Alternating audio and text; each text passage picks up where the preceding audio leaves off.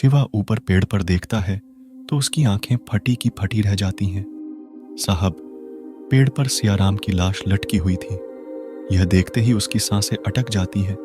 वह कुछ समझ ही नहीं पा रहा था कि यह इतनी सी देर में कैसे हो गया।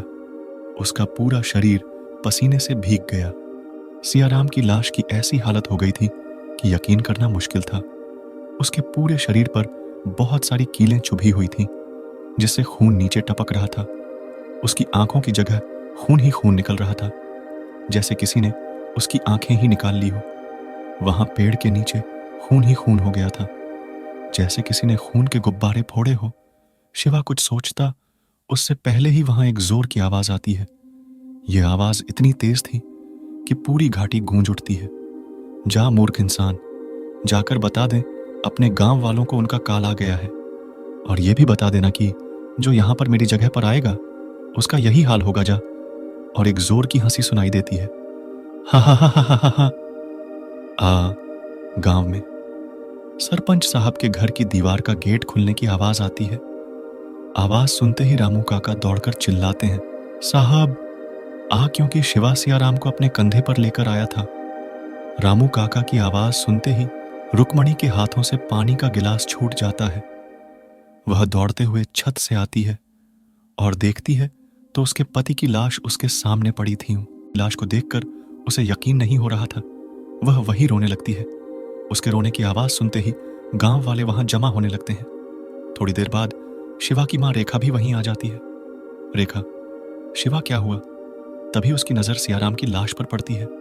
सियाराम की लाश को देखकर उसे अपनी आंखों पर विश्वास नहीं होता है। रेखा, शिवा कैसे हुआ यह सब? और तुम्हारे पिता कहाँ हैं? लेकिन शिवा कोई जवाब नहीं देता है। रेखा, शिवा, मैं तुमसे पूछ रही हूं, जवाब दो। मुझे तभी भीड़ में से एक आदमी कहता है, अरे वह क्या जवाब देगा, यह सब तुम्हारे कारण हुआ है।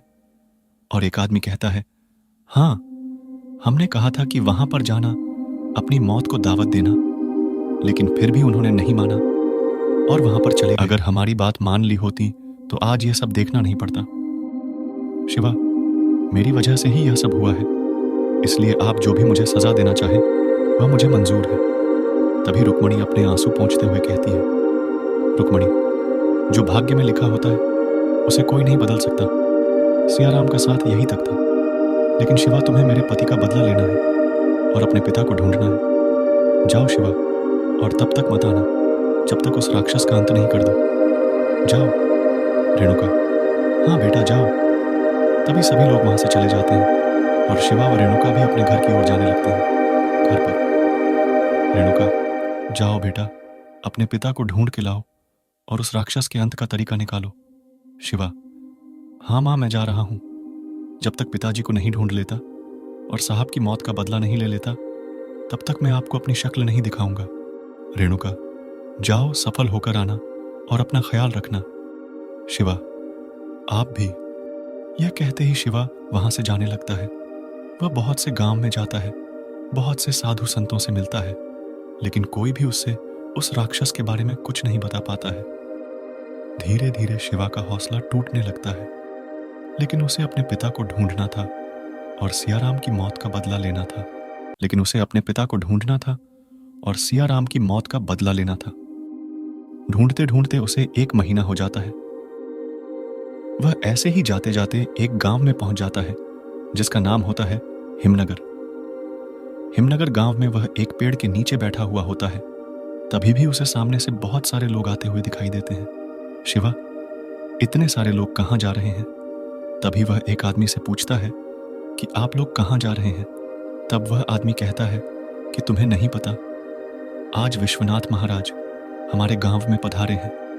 उनसे कोई भी समस्या कहो, वह सबका हल निकाल देते हैं। हम भी वहीं जा रहे हैं। उस व्यक्ति की बात सुनकर शिवा को एक नई आशा की किरण दिखाई देती है। शिवा भी उनके साथ बाबा के आश्रम में जाता है। वह आश्रम एक छोटे से पहाड़ की चोटी पर स्थित था, जिसके चारों ओर पेड़ ही पेड़ थे। उनके बीच में स्थित थी एक छोटी सी कुटिया।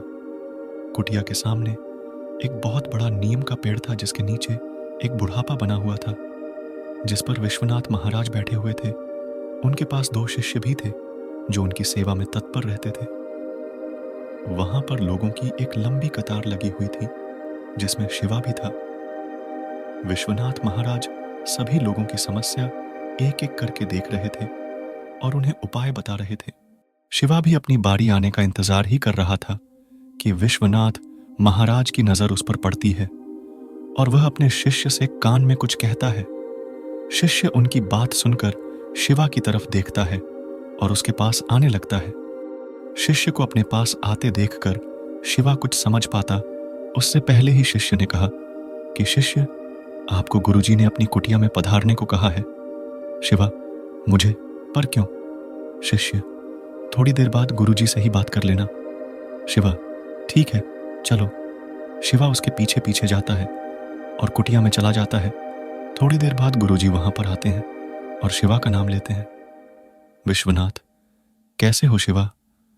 आखिर गुरुजी शिवा का नाम कैसे जानते थे और क्या अब वह शिवा की मदद करेंगे? आगे पढ़ने के लिए फॉलो कर लो।